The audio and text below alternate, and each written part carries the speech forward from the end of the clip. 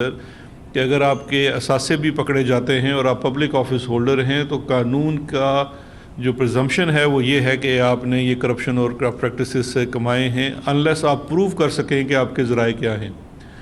یہاں پہ میں مثال دینا چاہوں گا وزیر اعظم عمران خان صاحب کی۔ وہ پبلک آفس ہولڈر نہیں تھے جب پاکستان مسلم لیگ نون کے رکن حنیف عباسی سپریم کورٹ میں کیس لے کے گئے، کوئی پبلک آفس ہولڈ نہیں کرتے تھے، لیکن اس کے باوجود انہوں نے اپنے 30-35 سالہ ایک پائی جو انہوں نے اپنے محنت سے ایز اے سپورٹس مین کمائی تھی، اس کا پورا حساب اور منی ٹریل دیا اور عدالت عظمیٰ سے صادق اور امین قرار پائے۔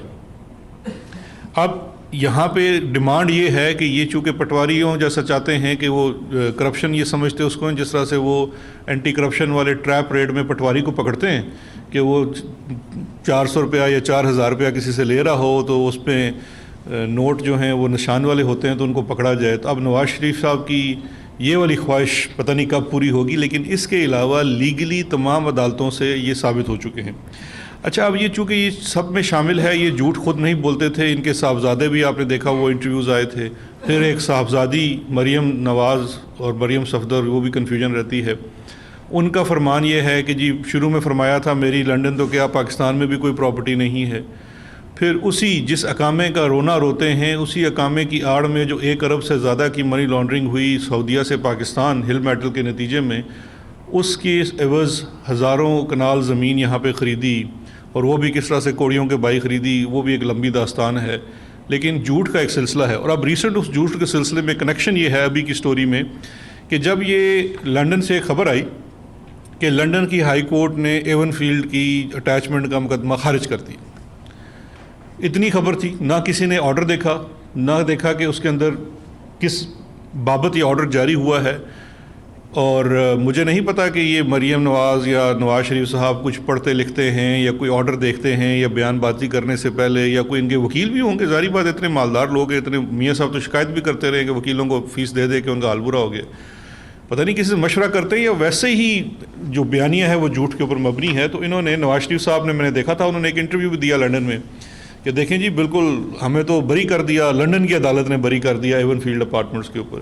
مریم نواز کے میں یہ ٹویٹس بھی پرنٹ کر کے لے آیا ہوں، 2 ٹویٹس انہوں نے اس کے اوپر کیے جس میں وہ یہ کہتی ہیں کہ جی ماشاءاللہ، انشاءاللہ، الحمدللہ، براڈ شیٹ کمپنی کو نواز شریف کے خلاف مقدمات ڈھونڈنے کے لیے 2 کروڑ 87 لاکھ ڈالر ادا کیے گئے، پھر بھی نااہلی کے لیے اقامے اور سزا اور جج ارشد کا سہارا لینا پڑا، ایون فیلڈ کیس کی اصلیت بھی سامنے آ گئی۔ اچھا، اس کے بعد اوپر بھی یہی ان کی ٹویٹ تھی، نواز شریف صاحب کا بھی یہی انٹرویو تھا۔ اب اس تناظر میں پہلی تو چیز یہ ہے کہ ایک دفعہ سے پھر مریم صفدر کا نواز شریف صاحب کا جھوٹ پکڑا گیا۔ دونوں چیزوں پہ آ جاتے ہیں، براڈ شیٹ کیوں ہائر کی گئی، براڈ شیٹ نے کیا کیا نہیں کیا، وہ ایک الگ بحث ہے، اور اس کے اوپر بھی جو کعبہ مساوی کا انٹرویو ہے، لیکن اس انٹرویو کے اندر 2-3 چیزیں بڑی امپورٹنٹ ہیں جو ایک دفعہ پھر ان کی تمام چیزوں کے اوپر نشاندہی کرتے ہیں۔ اب جو پہلی تو بات ہے کہ جب آ جاتے ہیں جو انہوں نے کہا کہ یہ براڈ شیٹ کے مقدمے میں ان کو بریت ہوگی اور لنڈن کے ایون فیلڈ اپارٹمنٹ ثابت ہو گئے کہ ٹھیک تھے۔ جو کل کا انٹرویو اگر آپ لوگوں نے دیکھا ہو تو اس کے اندر جو اس نے الفاظ استعمال کیے ہیں وہ یہ کہتا ہے کہ it is pack of lies, they are trying to spin the facts, complete lies. اور ایک بڑی امپورٹنٹ چیز انہوں نے کی، اور انہوں نے کہا کہ یہ فرسٹ ریٹ سپن ہے، یعنی کہ چیزوں کو یہ گھمانے کی کوشش کرتے ہیں اپنے فیور میں۔ لیکن ایک بڑی انٹرسٹنگ چیز جو اس کی انٹرویو میں دیکھ رہا تھا کہ سن 2012 میں نواز شریف کے کسی نیفیو نے، اب وہ بھانجا ہے یا بھتیجا ہے، ان میں سے کسی نے کعبہ مساوی کو برائب کرنے کی کوشش کی، اس کو رشوت دینے کی کوشش کی کہ وہ اپنے کلیم سے دستبردار ہو جائے۔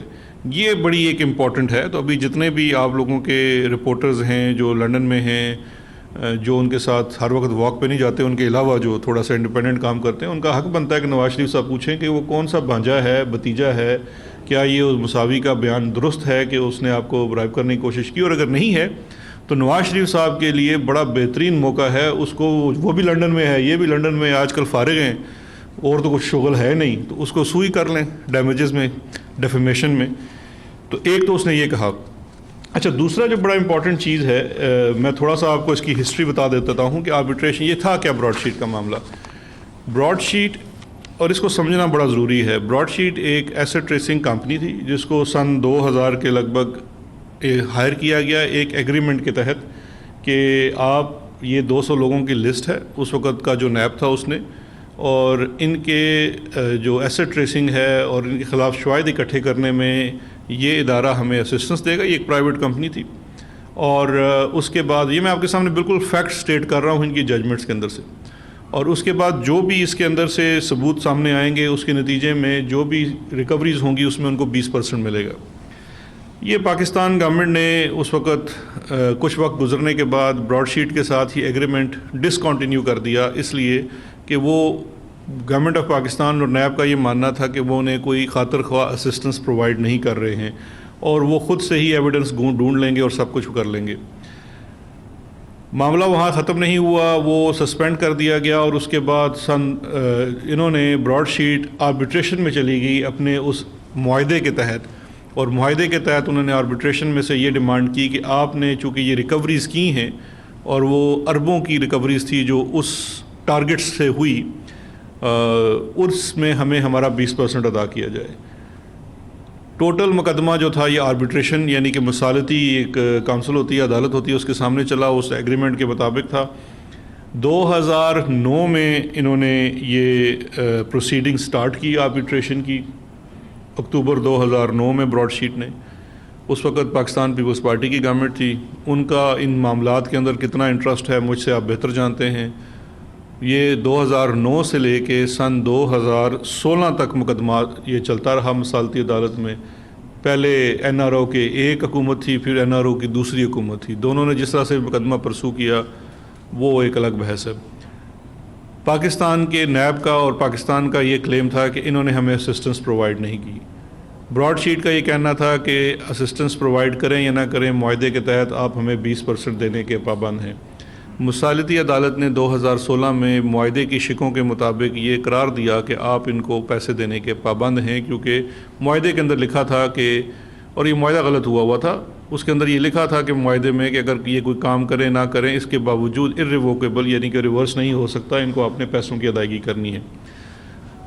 اس کے بعد سے 2016 کے بعد پھر کوانٹم کی پروسیڈنگز ہوتی ہیں کہ پہلے یہ طے پاتا ہے کہ پیسے بنتے ہیں کہ نہیں، اور اس کے بعد کتنے پیسے دیے جانے ہیں، اس کی پروسیڈنگز 2 سال چلی. جب ہم حکومت میں آئے تو اس وقت یہ کوانٹم ڈیسائیڈ ہو چکا تھا اور ہم نے پھر اپیل فائل کر دی، اور وہ 2 سال اپیل کا سلسلہ چلا سال 2020 تک.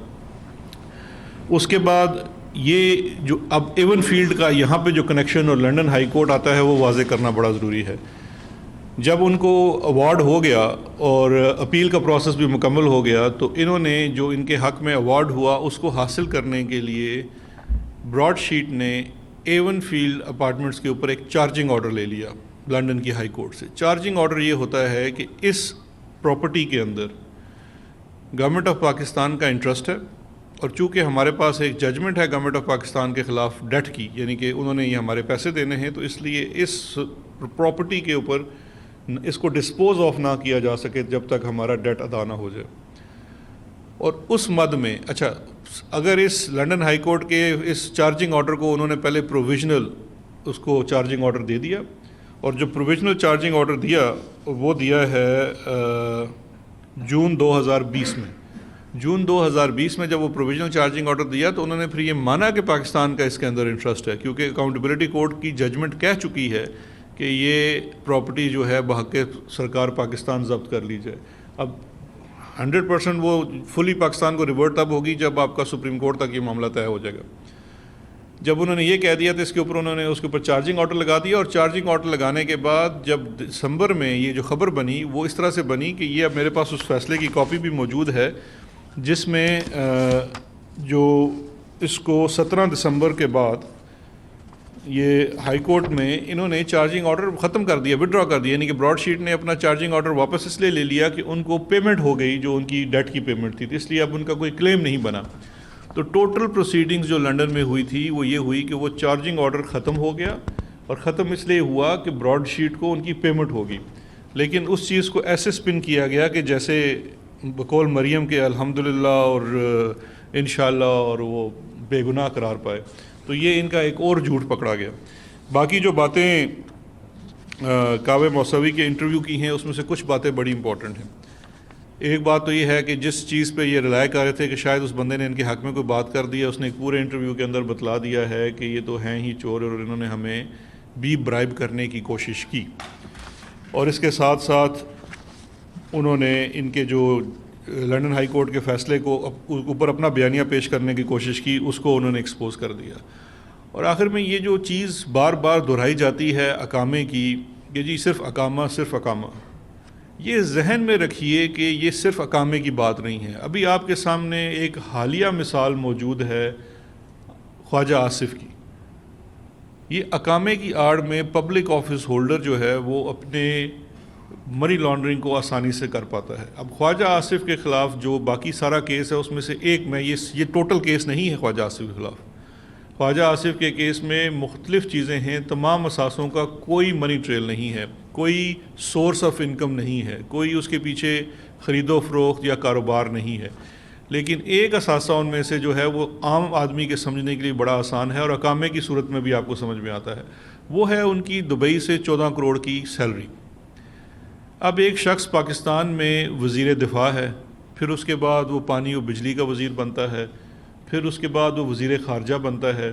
لیکن اس تمام دوران، اس تمام پیریڈ میں وہ دبئی کی ایک کوئی الیکٹریکل یا میکینیکل کمپنی کے اندر تنخواہ دار ملازم بھی ہے، جس نے اپنے ایگریمنٹ کے مطابق، جو اس نے ایگریمنٹ سو کالڈ پیش کیا، 8 گھنٹے کی شفٹ بھی لگانی ہے، ہفتے میں صرف 2 چھٹیاں ہیں، سال میں صرف 20 چھٹیاں ہیں، اور وہ وہاں پہ 50,000 درہم کے اوپر ملازم ہے.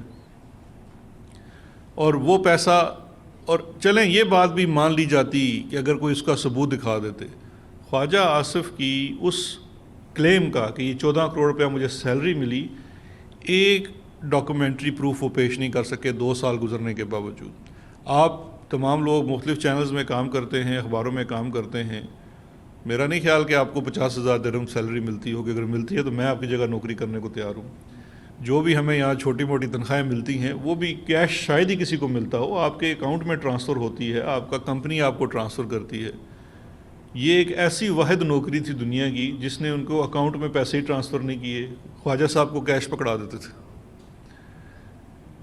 تو اب اچھا، وہ اس کے اوپر بینکنگ سسٹم کیوں سوال نہیں کرتا تھا؟ کیونکہ ان کے پاس اقامہ تھا. نہ وہاں کا بینکنگ سسٹم نے کبھی سوال اٹھایا، نہ یہاں کے بینکنگ سسٹم نے اٹھایا، کیونکہ وہ کاغذوں میں یو اے ای کے ریزیڈنٹ تھے، جبکہ اس دوران وہ پاکستان میں ایم این اے تھے تواتر کے ساتھ، پاکستان میں 3 اہم وزارتوں کے اوپر رہے. اب یہ اگر کرپشن نہیں ہے، یہ اگر منی لانڈرنگ نہیں ہے، تو پھر میرا خیال ہے کہ ان کو وہی، یہ صرف کرپشن کو سمجھتے ہیں کہ پٹواری جو ہے وہ رنگے ہاتھوں پیسے لیتا پکڑا جائے. اس کے علاوہ تو یہ سمجھنا بڑا ضروری ہے کہ یہ اقامے کے پیچھے داستان کیا ہے. یہ تمام اقامے ہیں، اور بات یہ ہے کہ صرف اسی پارٹی کے اقامے کیوں نکل رہے ہیں. احسن اقبال کو دیکھ لیں، نواز شریف کو دیکھ لیں، خواجہ آصف کو دیکھ لیں، ساری ٹاپ لیڈرشپ کے پاس اقامہ ہے، اور اس اقامے کے نتیجے میں جتنا پیسہ ہے اس کا کوئی منی ٹریل نہیں ہے. تو اس لیے یہ چیز یہاں پہ کلیئرٹی کرنا بڑا ضروری ہے، اور تواتر کے ساتھ ان کے بیانیے کو ریجیکٹ کرنا بھی بڑا ضروری ہے، سمجھ کے ساتھ، فیکٹس کے ساتھ، دستاویز کے ساتھ، ثبوتوں کے ساتھ. بہت شکریہ. کوئی کوشچن ہے؟ سب باری باری کر لیں یار. کوئی جی پھر آپ کریں.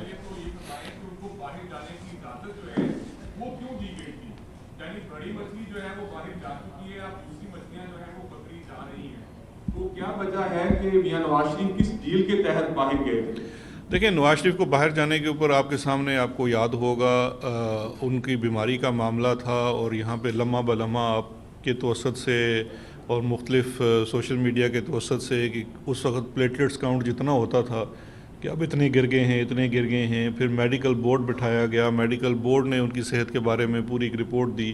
پھر انہوں نے ای سی ایل سے ریموول کی درخواست دی. ای سی ایل سے ریموول کی درخواست کے اوپر پوری ڈیلیبریشنز ہوئی، اور جو خدشات آپ کے ہیں وہی خدشات وفاقی حکومت کے تھے، اور انہی خدشات کو مد نظر رکھتے ہوئے ہم نے ایک شرط عائد کی تھی، اور وہ شرط یہ تھی کہ جتنے آپ کے اوپر کرپشن کے کیسز ہیں ان کے اندر جو جرمانے کی اماؤنٹ ہے اور جو آپ نے امبیزلمنٹ ہے جو اس میں الیجڈ ہے اور کچھ جگہ ثابت بھی ہو چکی ہے، وہ زر ضمانت کے طور پہ رکھا جائے اور پھر ان کو علاج کی غرض سے باہر جانے دیا جائے. تو وفاقی حکومت نے ان کو کنڈیشنل اجازت دی تھی، لیکن اس کے بعد انہوں نے اس حکم کو لاہور ہائی کورٹ میں، آنریبل لاہور ہائی کورٹ میں چیلنج کیا. لاہور ہائی کورٹ نے ان کو پرسنل انڈرٹیکنگ کے اوپر جانے کی اجازت دی، اور اس لیے وہ جوڈیشل آرڈر کے تحت ان کو جانے کی اجازت ملی. لیکن اس وقت نواز شریف صاحب جو جوڈیشل آرڈر تھا وہ اس کی بھی وائلیشن میں ہیں، اور شہباز شریف صاحب بھی جو کہ وہ ضمانتی تھے اس کے اندر، تو دونوں اس کی وائلیشن میں ہیں. اس لیے اور ساتھ ساتھ وہ اس وقت اسلام آباد ہائی کورٹ سے جہاں پہ ان کا مقدمہ چل رہا ہے وہاں سے پروکلیمڈ اوفینڈر ڈکلیئر ہو چکے ہیں، یعنی کہ اشتہاری، اور اگر عام زبان میں کہیں تو بگوڑے، تو وہ بگوڑے ثابت ہو چکے ہیں. اب اس میں تو ڈیل کا سوال ہی پیدا نہیں ہوتا. سر وہ مائک کوئی اور ہیڈ کر رہا تھا، حالات کچھ اور تھے، پھر پیپلز پارٹی کی گورنمنٹ تھی، پھر نون لیگ کی گورنمنٹ تھی، فیصلہ صرف آپ کے دور میں آیا. کمپنی کے جو ہیں فیصلہ بھی پہلے آیا ہے، جو فائنل اپیل اب ڈیسائیڈ ہوئی. ٹھیک ہو گیا. اس وقت وہ کہہ رہے ہیں کہ اگر گورنمنٹ آف پاکستان آج بھی انٹرسٹ لے تو وہ شواہد کے ساتھ اس کے اندر معاونت کرنے کو تیار ہیں. آپ براہ راست اس معاملے کو دیکھ رہے ہیں، کیا موجودہ حکومت کا، عمران خان کا، تحریک انصاف کا، آپ کا کوئی ارادہ ہے اس کیس کو لے کے آگے پرسو کرنے کا؟ دیکھیے، ہم تمام کیسز کو پرسو کر رہے ہیں، لیکن ہمیں ماضی کی چیزوں سے سیکھنا بھی چاہیے. کسی پرائیویٹ فرم کے ساتھ اسسٹنس کا کام کرنا، اس کے کچھ اور قواعد و ضوابط ہوتے ہیں، اور گورنمنٹ ٹو گورنمنٹ کام کرنے میں کچھ اور ہوتے ہیں. میں یہ جو براڈ شیٹ والے صاحب ہیں ان کو ایک دو دفعہ ملا بھی، اور یہ خود کہیں کوٹ بھی کر رہے تھے کہ میں ان کو ملا ہوں. میں ان کو ملا اس لیے تھا کہ جب یہ ایوارڈ ہو گیا تو میں نے کوشش کی کہ ہم ایوارڈ کے اوپر نیگوشیٹ کریں کہ جتنا کم سے کم ہمارے ٹیکس پیئر کا نقصان ہو سکے. اس وقت انہوں نے ہمیں آفر بھی کی اور کچھ زبانی باتیں بھی کی کہ جی ہم آپ کو اسسٹ کر سکتے ہیں، اربوں ڈالرز باہر پڑے ہوئے ہیں. لیکن جو ہمارا پچھلا ایکسپیرینس رہا تھا اس بنیاد کے اوپر اب ہمارا یہ فیصلہ یہی ہے کہ جہاں تک ممکن ہو سکے ہم گورنمنٹ ٹو گورنمنٹ کام کر رہے ہیں. ہمارا اس وقت ایک معاہدہ ہے برطانیہ کی جو آفیشیل ایجنسیز ہیں، نیشنل کرائم ایجنسی ان کے ساتھ ہے، برطانوی ہوم ڈپارٹمنٹ کے ساتھ ہم کام کرتے ہیں. مختلف کیسز ہیں وہاں پہ، دیکھیے اس میں ایک تو ٹیکس پیئر کا کوئی خرچہ نہیں ہوتا، اور اس قسم کی ایونچویلٹیز جہاں پہ کل ایک ایگریمنٹ کے اندر اس طرح کی چیزیں نکل آئیں تو وہ نہیں ہوتی. تو اس لیے اس گورنمنٹ کی یہ کوشش ہے کہ ہم گورنمنٹ ٹو گورنمنٹ کام کریں ہر جگہ، اور جہاں کہیں اسسٹنس درکار ہو وہاں پہ بھی ہم کوشش کرتے ہیں کہ کم سے کم پرائیویٹ فرمز کو استعمال کیا جائے. تو اس وقت ان کے ساتھ تو کوئی ارادہ نہیں. شہزاد صاحب یہ بتائیے گا کہ براڈ شیٹ کے خلاف جو ہے وہ کورٹ میں وہ گئے ہمارے خلاف اچھا سر، تصویر آ رہی تھی آواز. ہمارے خلاف ڈیسیژن آیا، ہمارے اکاؤنٹس منظور ہونے تک گئے وہاں پہ ہائی کمیشن کے، اور دنیا بھر کے میڈیا میں جو ہے وہ ہماری بڑی بدنامی ہوئی. ایک تو یہ بتائیے کہ جو اس کے ذمہ دار ہیں ان کے خلاف کوئی کارروائی ہو رہی ہے، کچھ آپ کریں گے؟ اور دوسرا بتائیے گا کہ اسحاق ڈار صاحب جو ہے وہ کس اسٹیٹس پہ باہر ہے؟ اگر انہوں نے اسائلم اپلائی کیا تو کیا حکومت پاکستان اس میں فریق ہے؟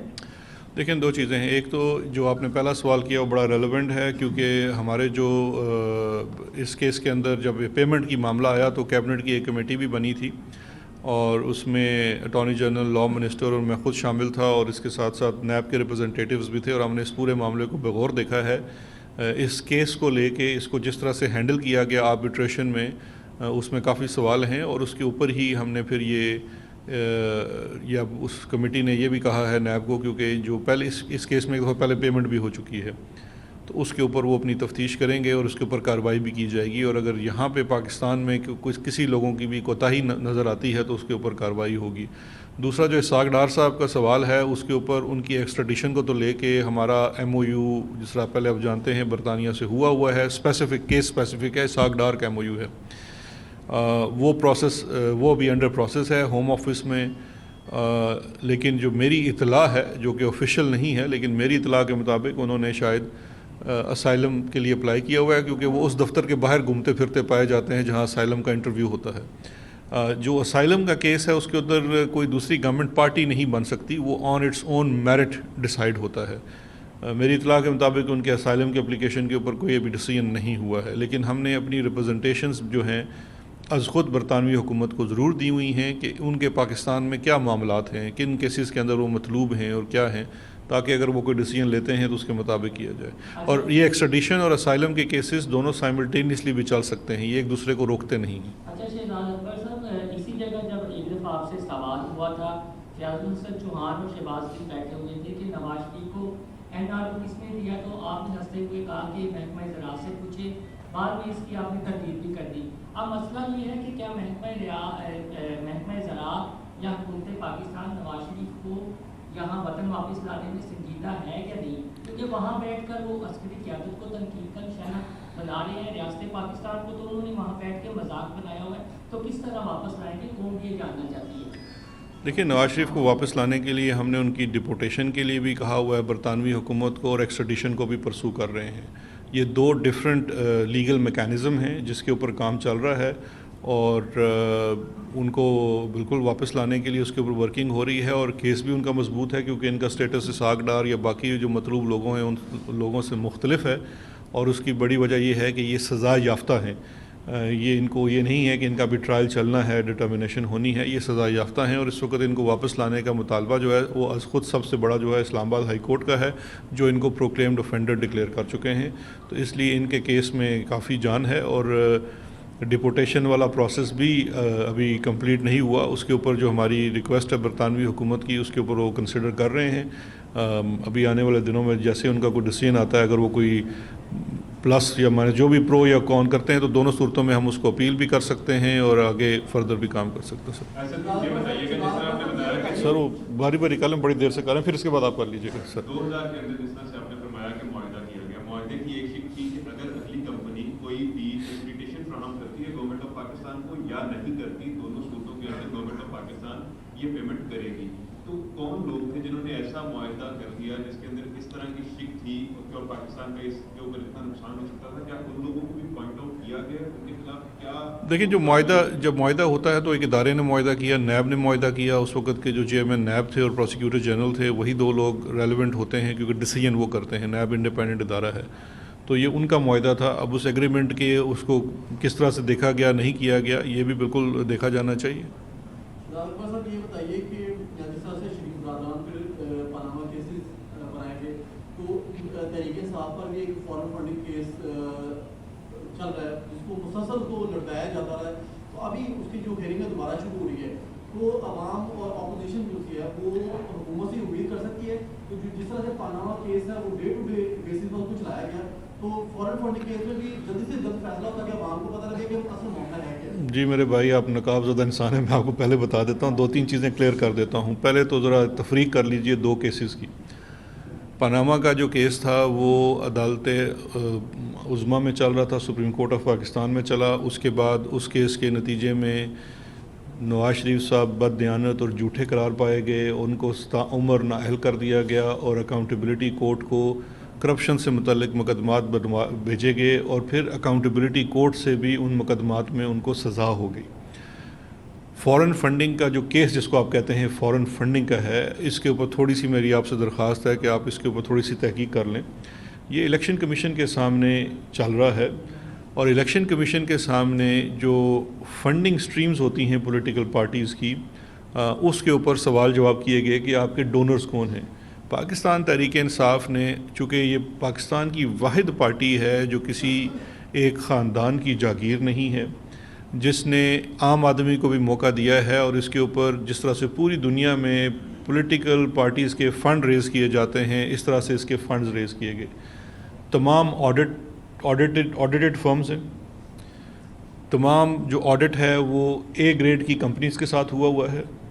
ایک جس طرح سے عمران خان صاحب نے اپنے پرسنل کیس کے اندر اپنا پورا وہ سپریم کورٹ کے سامنے پیش کیا تھا, اسی طرح سے اس کیس کے اندر الیکشن کمیشن کے سامنے ہم نے ایک جو اس کے اندر اکاؤنٹ ہے, ایک جو پیسہ آیا ہے, اس کا پورا ٹریل وہاں پہ دے دیا ہے.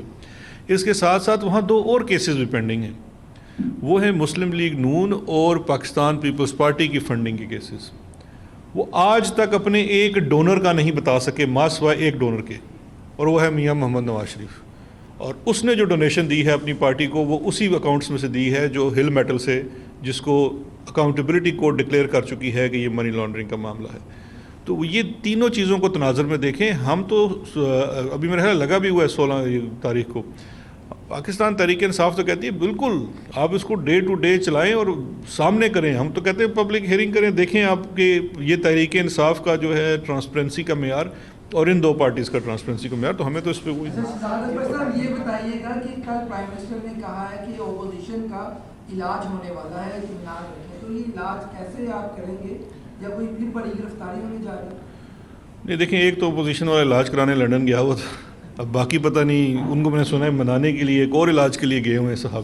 تو ان کا علاج ایسے ہی ہوتا رہتا ہے, جب یہ تھوڑا سا ان کے اوپر حالات سخت آتے ہیں تو یہ سخت بیمار ہو جاتے ہیں, وگرنہ یہ بڑے تندرست ہوتے ہیں. تو انہوں نے شاید اس علاج کی بات کی ہو. جناب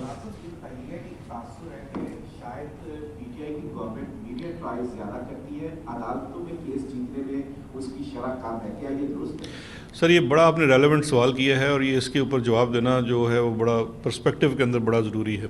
دو چیزیں ہیں. پہلے تو کسی بھی مقدمے کا یا کسی بھی جرم کا ایک پروسیس ہوتا ہے, انکوائری انویسٹیگیشن ہے, پروسیکیوشن ہے, اور اس کا ٹرائل چلنا ہے. مسئلہ یہ ہے کہ یہاں پہ جس لمحے اپوزیشن کے یا کسی بھی پولیٹیکل فگرز کو, بڑے جو لوگ ہیں, احتساب تو کسی طاقتور انسان کا ہوتا ہے نا, ایک غریب ریڑھی والے کا اور پان والے کا آپ نے کیا اس بیچارے کا احتساب کرنا ہے. اب ان سے جب سوال کیا جاتا ہے تو یہ امیڈیٹلی آ جاتے ہیں پولیٹیکل وکٹمائزیشن کا رونا رونے کے لیے, اور ایک بیانیہ بلڈ کرتے ہیں کہ جیسے یہ معصوم ہیں اور دودھ کے دلے ہیں. پورا پاکستان اور خاص کر پنجاب کے لوگ تو گواہ ہیں کہ اسپیشلی پاکستان مسلم لیگ نون کی جو قیادت, جن کا احتساب ہو رہا ہے, وہ کتنے دودھ سے دلے ہوئے ہیں. ان کے اپنے ووٹ, ان کے علاقے کے جو لوگ کانسٹیٹوئنسی کے ہیں وہ بہتر جانتے ہیں. اب اس بیانیے کے اوپر یہ تو نہیں ہو سکتا کہ پروسیکیوٹر یہاں پہ آ کے ان کے سوالوں کا جواب دے. اس نے تو کیس عدالت میں لڑنا ہے, یا وہ ادارے جنہوں نے کام کرنا ہے, اور اس کو اس میں ہونا بھی نہیں چاہیے. نیب کو بھی اس کے اوپر نہیں کرنا چاہیے. اب اس چیز کو جب ہمارے اوپر الزام لگایا جاتا ہے تو ہمارے اوپر لازم ہے کہ ہم آپ کو قوم کو آگاہ کریں کہ ان کیسز میں حقائق کیا ہیں, اور جن جن چیزوں کے حقائق ہم نے آپ کے سامنے پیش کیے ہیں. اللہ کا فضل ہے کہ میں نے جتنے بھی آج تک آپ کے سامنے حقائق پیش کیے ہیں, کسی ایک کے اوپر مجھے آج چیلنج, یہ ہمارا تقریباً 30 ماہ تو ہو چکے ہیں, مجھے کسی ایک چیز کے اوپر یہ آج تک چیلنج نہیں کر سکے ہیں. انہوں نے شہباز شریف صاحب نے وعدہ کیا تھا کہ مجھے لنڈن کی عدالتوں میں گھسیٹیں گے. وہ لنڈن تو چھیڑے تھے, چیچوں کی ملیہ میں مجھے نہیں لے کے گئے. تو اگر یہ ان کا میڈیا ٹرائل ہے تو میں نے ایک ایک بات جو کی ہے ریکارڈڈ ہے, آپ کے کیمرہ نے محفوظ کی ہوئی ہے, لے چلیں مجھے کسی عدالت میں. میڈیا ٹرائل تو اس چیز کا ہوتا ہے نا کہ آپ کسی چیز کے اوپر ان کے اوپر تہمت لگا رہے ہیں, جھوٹ بول رہے ہیں. ہم تو اپنا ایک ایک لفظ, ایک ایک حرف تول کے بولتے ہیں. ہم نے تو مطلب, اور ہمیں چھوڑیں آپ, کیا وہ جو لنڈن بیٹھ کے وہ کعبے مساوی ان کو چور چور کہہ رہا ہے, وہ بھی ان کا میڈیا ٹرائل کر رہا ہے. اور اگر یہ اتنے سچے ہیں تو اس کو چیلنج کیوں نہیں کرتے؟ سارے لنڈن میں وہاں پہ معاملے طے کر لیں آپس میں. بہت شکریہ. آخری سوال کہ جو مریم نواز ہے اس کو طلب کیا گیا چودھری شوگر مل کیس میں, جبکہ وہ پہلے بھی گرفتار تھی. جب مریم نواز کو طلب کیا گیا اس کے بعد فوری طور پر جو ہے وہ تحقیق کو منسوخ کیا گیا. کیا اس کے بعد وہ کیس رک گیا ہے؟ اس کیس میں کچھ نیب کے پاس ہے نہیں, یا وہ کہ ویسے سیاسی پریشر تھا, میڈیا ٹرائل تھا؟ نہیں دیکھیں, دو چیزیں ہیں. ایک تو نیب بہتر بتا سکتی ہے کہ کیس میں اس میں کب ان کو طلب کیا جانا ہے یا نہیں کیا جانا, یا فردر ایویڈنس ہے کہ نہیں ہے.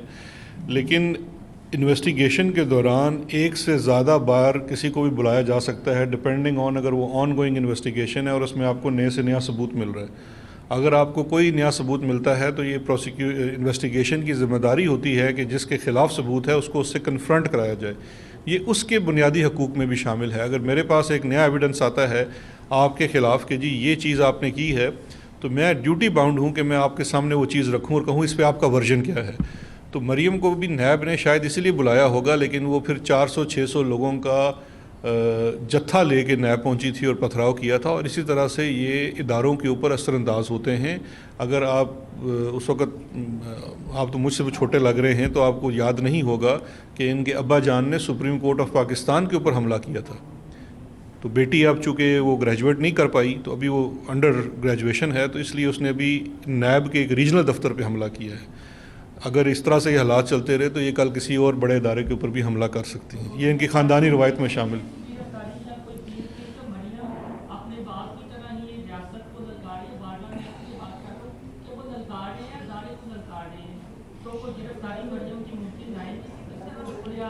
دیکھیں, یہ تو وہ جو ان کا کیس ہے یہاں پہ پروسیکیوشن میں لاہور پہ بھی چل رہا ہے, جو انہوں نے نیب کے اوپر حملہ کیا ہے, تو ہم ان کو خواہ مخواہ کوئی بھی ایسا ایڈیشنل چیز دینا نہیں چاہتے. باقی یہ ہے کہ ان کو ہر چیز کے اوپر ان سے سوال کیا جائے گا, پکڑے پٹواری کرپشن میں ہی جائیں گے.